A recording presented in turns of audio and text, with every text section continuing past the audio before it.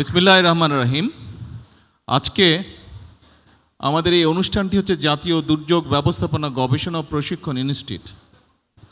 অনুষ্ঠানটি অবশ্যই একটু ভিন্ন ধর্মীয় অনুষ্ঠান, কিছুটা ভিন্ন। নর্মালি আমরা যেরকম অনুষ্ঠান করে থাকি তার থেকে কিছুটা ভিন্ন ধর্মীয় অনুষ্ঠান। আজকের এই অনুষ্ঠানের সম্মানিত সভাপতি, মঞ্চে উপস্থিত মন্ত্রণালয়ের সচিব, সামনে উপস্থিত মন্ত্রিপরিষদ, জাতীয় সংসদ সদস্যবৃন্দ, উপস্থিত গাজীপুর জেলা সহ বিভিন্ন পর্যায়ের বিভিন্ন উচ্চপদস্থ কর্মকর্তাবৃন্দ প্রশাসনের, এবং উপস্থিত গাজীপুর জেলার বিভিন্ন জায়গা থেকে আগত সুধীবৃন্দ, আসসালামু আলাইকুম। আসসালামু আলাইকুম। জি, ভালো আছেন সবাই? ভালো আছেন? আচ্ছা আচ্ছা আচ্ছা।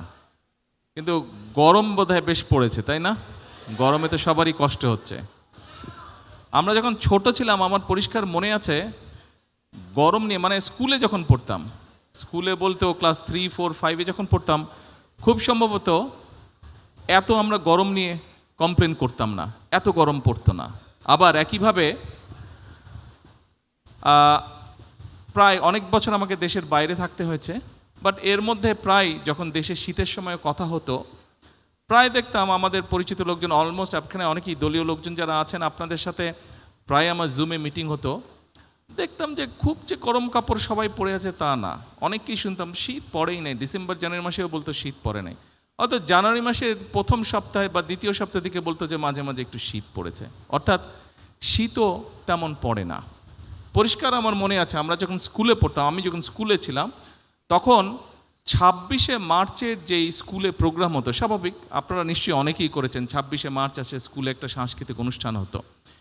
আমার পরিষ্কার মনে আছে 26শে মার্চের প্রোগ্রামে যখন রিহার্সেল দিতাম স্কুলে, সেই সময় কিন্তু সোয়েটার পরে থাকতাম, শীত থাকতো। মানে আমার বয়সী যারা আছেন তাদের নিশ্চয়ই এরকম এখানে মনে আছে এরকম বিষয়টি। এখন এই যে দুটো ঘটনা বললাম, গরম এবং শীত, আমরা কিন্তু এই বিষয়টি নিয়ে আজকে এখানে বসেছি। অর্থাৎ আমাদের ক্লাইমেট কিন্তু, আবহাওয়া যেটাই বলি, ক্লাইমেট বলি, আবহাওয়া বলি, এগুলো কিন্তু চেঞ্জ হয়ে যাচ্ছে। আমি যখন এখানে আসলাম, এই অনুষ্ঠানে যোগ দিতে আসলাম, আসার পরে ভিত্তিপ্রস্তর স্থাপন করলাম। ভিত্তিপ্রস্তর স্থাপনের পরে আরও দুটো কাজ করেছি। একটি হচ্ছে একটি তাল গাছের চারা রোপণ করেছি, এবং একই সাথে একটি পুকুরে মাছ ছেড়েছি, পুকুরটা আপনারাও দেখেছেন। আর একই সাথে আরেকটি ছোট্ট অনুষ্ঠান হয়েছে, যেই এখানে স্থাপনা তৈরি হবে, সেই স্থাপনা কেমনভাবে হবে, কী হবে, এখানে আর্কিটেক্ট সাহেব আছেন, উনিও বোঝালেন, এবং আবহাওয়ার সাথে সামঞ্জস্য রেখে এই বিল্ডিংটাকে ওনারা ডিজাইন করছেন। এখন এই যেই জায়গাটা করছি, আপনারা এই যেই জায়গাটা আজকে আমরা দাঁড়িয়ে আছি, আমি আসার সময় দেখলাম একটা জায়গায় বালির উপরে একটা ডিঙি নৌকার মতন বেশ বড় একটা নৌকা পড়ে আছে, নিশ্চয়ই আপনারাও দেখেছেন, একটা টার্নিংয়ের ওখানে। আচ্ছা, ওটা দেখে আমার ধারণা হলো, আমি ধারণা করতে পারি, এবং এলাকাটাকে ধারণা হলো, খুব সম্ভবত 20-25 বছর আগে এখানে মাটি ছিল না, এখানে পানি ছিল এই জায়গায়। এই যে এখানে আমাদের গাজীপুরের মেয়র সাহেব এখানে, উনিও মাথা নাড়ছেন যে এখানে পানি ছিল। মনে হয় ছোটোবেলায় ওনারা এখানে সাঁতার টাতার কেটেছেন, এই যে রনিও বলছে এখানে নদী ছিল এখানে। তার মানে আপনারা চিন্তা করুন, আজকে আমরা যেখানে দাঁড়িয়েছি সেখানে পানি ছিল। এইখানে এর আশেপাশে যে জায়গায় মাটি ছিল, নিশ্চয়ই অনেক গাছপালা ছিল। আজকে নিশ্চয়ই অনেক গাছপালা নেই, স্বাভাবিক। অনেক বাড়িঘর হয়েছে, যেই জায়গাগুলোতে মাটিও ছিল, বাড়িঘর করতে হলে গাছপালা কাটতেই হবে। আমরা এখানে একটা ভিডিও দেখলাম, এই ভিডিওতে খুব সম্ভব একটা ছোট্ট সিন দেখিয়েছে, যেটা বোধহয় খুব সম্ভব কক্সবাজারের রোহিঙ্গারা যেখানে থাকে, খুব সম্ভব সেই জায়গাটা দেখিয়েছে ভিডিওতে। আমার দেখে যতটুকু, আমি যাইনি, বাট দেখে যতটুকু মনে হলো অন্য ছবি দেখে, রোহিঙ্গারা যেখানে আছে, প্রায় 10 লক্ষেরও বেশি রোহিঙ্গা আছে ওখানে, 1.3 মিলিয়নের মতন, মানে প্রায় 13 লক্ষের কাছাকাছি রোহিঙ্গা আছে এত বড় এরিয়াতে। যতটুকু আমার মনে আছে, আমি লাস্ট গিয়েছিলাম খুব সম্ভব কক্সবাজার টেকনাফের দিকে আমি গিয়েছিলাম 2005-06 দিকে গিয়েছিলাম। তার আগে যখন গিয়েছিলাম তখন আমি দেখছিলাম যেই জায়গাগুলো গাছে ভরা ছিল, সেই জায়গাগুলো স্বাভাবিকভাবে রোহিঙ্গাদের বাসস্থান তৈরি করা হয়েছে, অর্থাৎ হাজার হাজার গাছ কেটে ফেলা হয়েছে। কিছুদিন আগে আমি হঠাৎ করে একদিন সকালে পত্রিকায় দেখলাম যে কক্সবাজার থেকে বিচের পাশ দিয়ে একদম উখিয়া পর্যন্ত একটা রাস্তা করা হচ্ছে, একটা বিচ রোড করা হচ্ছে, এবং যে কোনো কারণেই হোক রোডের ডিজাইনের কারণে প্রায় 3000 গাছ কেটে ফেলতে হবে। তো দেখার পরে আমি তারপরে এইটার দায়িত্বে যেই মন্ত্রী আছেন ওনাকে আমি ফোন করে নিউজটা আমি ওনাকে পাঠিয়ে আমি বললাম যে ওদের সাথে কথা বলেন, ডিজাইনটাকে একটু চেঞ্জ করা যদি সম্ভব হয় ভালো হয়, এই গাছ কাটা যাবে না। কি করবে না করবে সেটা তারা ডিসাইড করুক, ইঞ্জিনিয়াররা তারা ডিসাইড করুক, কিন্তু এই গাছ কাটা যাবে না। সম্মানিত উপস্থিতিবৃন্দ, দুর্যোগ আসবে, প্রকৃতির দুর্যোগ, প্রাকৃতিক দুর্যোগ আমরা যেটাই যেভাবে বলি আসবে, আমরা সেটাকে কিন্তু বন্ধ করতে পারবো না, সেটাকে নিয়ন্ত্রণ করার ক্ষমতা আমাদের নেই। কিন্তু এই যে আমি কয়েকটা কথা বললাম, এখানে বেশ কয়েকটি কথা আছে। অর্থাৎ আজকে কেন এই জায়গাটা যেখানে পানি ছিল এখানে মাটি ভরতে হলো, এখানে অফিস আদালত হচ্ছে, স্কুল কলেজ হচ্ছে, হাসপাতাল হচ্ছে, বাসস্থান তৈরি হচ্ছে। অর্থাৎ আমাদের জনসংখ্যা বাড়ছে, এই জনসংখ্যা একদিকে যেমন বাড়ছে, তাদের বাসস্থানের প্রয়োজন।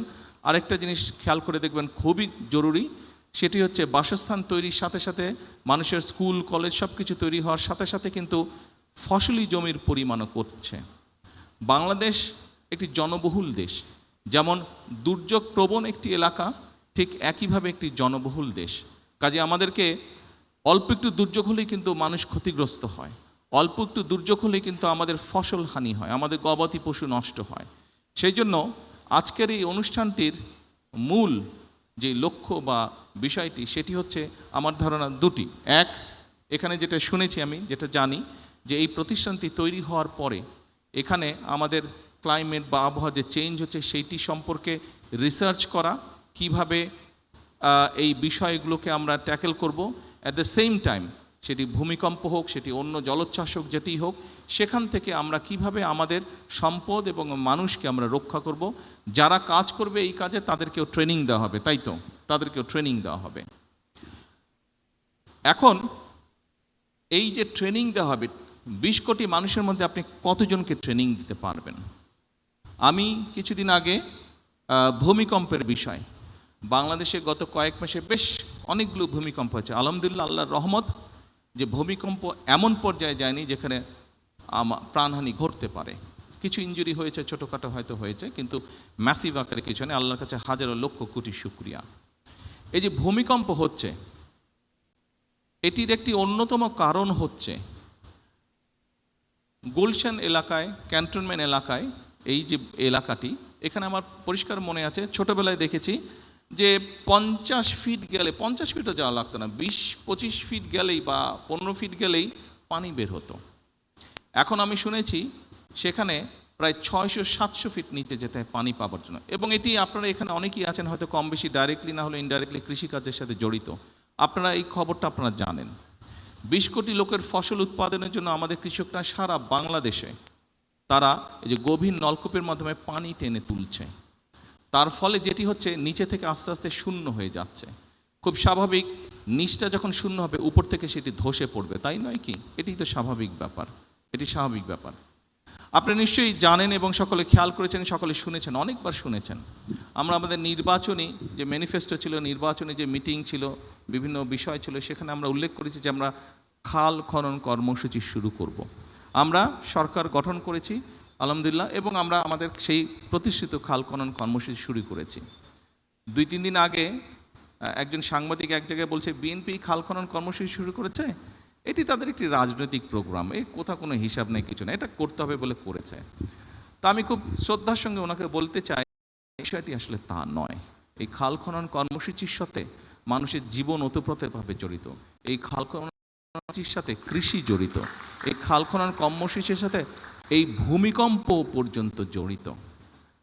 সম্মানিত উপস্থিতিবৃন্দ, আমরা গত 20 বছরে যে পরিমাণ পানি নিচে থেকে টেনে উপরে তুলেছি, আমাদের ব্যবহার করেছি, এই পরিমাণ পানি যদি আজকে থেকে, বিশেষ করে বর্ষার সময় যে অতিরিক্ত পানি আসে, সেটিকে যদি আমরা ছড়িয়েও দেই, মিনিমাম 20 বছর আরও লাগবে সেই যে শূন্যস্থান পূরণ হতে, অর্থাৎ মোটামুটিভাবে রিচার্জ হতে 20 বছর সময় লাগবে। 20 বছরে আপনার জনসংখ্যা আরও বাড়বে, আপনার খাদ্য উৎপাদন আরও আমাদেরকে বাড়াতে হবে। কাজেই আমাদেরকে কোনোভাবেই ভূগর্ভস্থ পানি ব্যবহার করা বোধহয় আমাদের জন্য বিপদজনক হয়ে যাচ্ছে, এবং এটিও কিন্তু দুর্যোগের সাথে সম্পর্কিত। যেভাবেই হোক আমাদেরকে খাল খনন কর্মসূচি শুরু করতে হবে।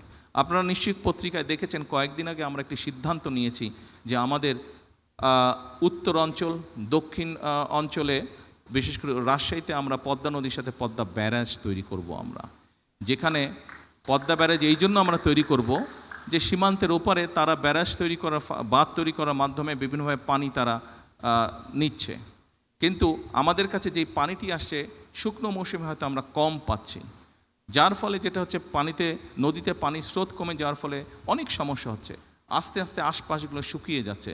আপনারা নিশ্চয়ই দেখেছেন, ছোটোবেলায় আমরা দেখেছি পদ্মা নদীর এপার থেকে ওপার দেখা যায় না, এখনও দেখা যায় না, তবে তখন পানি ছিল, এখন পানি শূন্য, দেখা হয়তো এখনও যায় না এপার থেকে ওপার।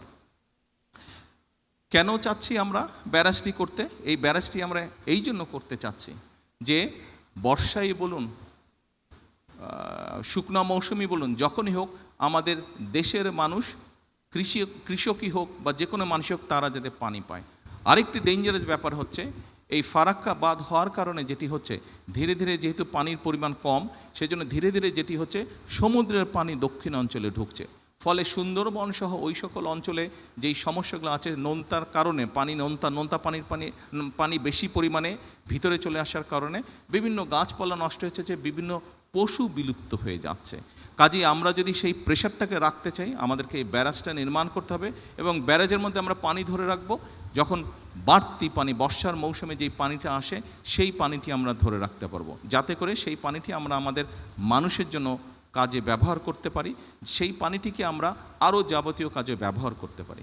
এবং শুধু এটাই নয়, এটার সাথে আরেকটি সমস্যা আছে, আমাদের ব্রহ্মপুত্রে যে তিস্তা, ব্রহ্মপুত্র তাই না, তিস্তা, হ্যাঁ, তিস্তা নদী যেটি আছে, আপনারা পত্রিকায় অনেকবার দেখেছেন, অনেকে অনেক কথা বলতে পারে, সস্তা জনপ্রিয়তার জন্য অনেক কথা অনেকে বলতে পারে, তবে আপনাদের সকলের সামনে আজকে আমি পরিষ্কার একটি কথা বলে যাই, ইনশাল্লাহ এই বিএনপি সরকার পদ্মা ব্যারেজের কাজেও হাত দেবে, ইনশাল্লাহ তিস্তা ব্যারেজের কাজে হাত দেবে। যারা বিভিন্ন বড় বড় কথা বলছে তাদের উদ্দেশ্যে পরিষ্কারভাবে বলতে চাই, এই যে আজকে এখানে দুর্যোগ মন্ত্রী বসে আছেন, এই লোকটার নেতৃত্বেই তিস্তায় বিএনপি কর্মসূচি পালন করেছে, যা বাংলাদেশে অন্য কোনো রাজনৈতিক দল করে নাই। তারা হয়তো বড় বড় কথা বলেছে, গরম গরম কথা বলেছে, কিন্তু কাজ যদি কেউ করে থাকে, ডেলিভারি যদি কেউ করে থাকে, পরিস্থিতি যদি কেউ তৈরি করে থাকে, সেটা বিএনপি করেছে, ইনশাল্লাহ বিএনপি সেটা করবে। এখন উপস্থিতিবৃন্দ, যেই কথাটা আমি বলেছি, দুর্যোগ আমরা থামাতে পারবো না, কিন্তু আমরা যেটা করতে পারি, আমরা দুর্যোগ সম্পর্কে মানুষকে ওয়াকিফাল করতে পারি, আমরা যেটা করতে পারি, আমরা মানুষকে সচেতন করতে পারি। আজকে এই অনুষ্ঠানের একটি শপথ হওয়া উচিত, আমরা শুধু মানুষকে সচেতনই করব না, আমরা নিজেরাও সচেতন হব, কারণ যেহেতু আমরা দুর্যোগকে থামাতে পারবো না, আসুন দুর্যোগ কোনোটি হলে কিভাবে আমরা মানুষ এবং সম্পদকে রক্ষা করতে পারি, কিভাবে ক্ষয়ক্ষতি কমাতে পারি, নিজেকে কিভাবে রক্ষা করতে পারি, আরেকজনকে কিভাবে রক্ষা করতে পারি, কিভাবে মানুষের সম্পদ রক্ষা করতে পারি, আসুন সেটিই হোক আমাদের আজকের এই অনুষ্ঠানের শপথ। কারণ আমরা একটি গরিব দেশ, এই গরিব দেশে আমাদের সম্পদ কম, আমরা যদি সম্পদকে রক্ষা করতে পারি, আমরা যদি আমাদের সম্পদকে সঠিকভাবে দেশ এবং মানুষের জন্য কাজে ব্যবহার করতে পারি, ধীরে ধীরে আমরা অন্য একটি উন্নত দেশের মতন গড়ে উঠতে পারবো। কিন্তু সম্পদ যদি নষ্ট হয়ে যায়, আমাদের অবহেলার কারণে, আমাদের অজ্ঞতার কারণে যদি সম্পদ নষ্ট হয়ে যায়, তাহলে মানসিক কষ্টই বাড়বে, মানুষই দুর্ভোগের শিকার হবে। আসুন আমরা আজকে এখানে শপথ গ্রহণ করি, আমরা নিজেরা সচেতন হব, অন্যকে সচেতন করব, পরিবেশকে আমাদের রক্ষা করতে হবে। আমরা খাল খনন করি, আমরা বৃক্ষরোপণ করি, আমরা পানি নষ্ট আমরা কম করি, যেভাবেই হোক প্রকৃতি যেভাবে ঠিক থাকতে পারবে, প্রকৃতিকে যত কম ডিস্টার্ব করা যায়, আমরা সেই কাজটা ইনশাল্লাহ করব। সকলকে আন্তরিকভাবে ধন্যবাদ। আসসালামু আলাইকুম।